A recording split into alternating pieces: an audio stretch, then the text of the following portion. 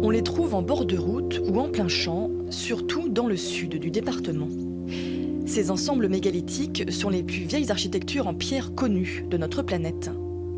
La Vendée en compte 200, dont un quart est classé monument historique. Ce dolmen de la Frébouchère, par exemple, en est un imposant témoignage.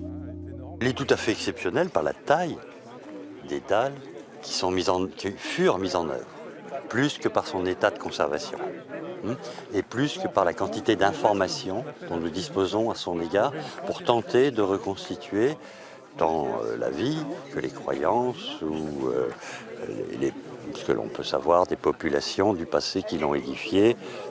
Il y a à peu près, au cours de la première moitié du 4e millénaire avant notre ère. Traces de l'occupation humaine du passé par une population traditionnelle d'agriculteurs et d'éleveurs, ce dolmen servait alors de chambre funéraire, mais sa fonction va évoluer au fil du temps.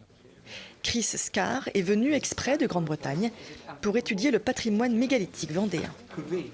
On a commencé à construire ces monuments-là pendant la deuxième moitié du 5e millénaire avant Jésus-Christ, et on a continué de les construire jusqu'au 3e, même 2e millénaire avant Jésus-Christ. Alors les traditions ont beaucoup changé dans cette période-là, et on a aussi eu des réutilisations des monuments antérieurs.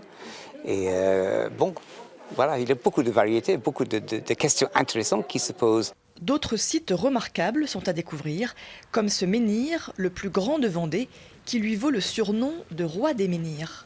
7 mètres de haut, 85 tonnes, il se trouve derrière la mairie d'Avrier. Il a été le clou du spectacle lors de la venue de ces chercheurs étrangers.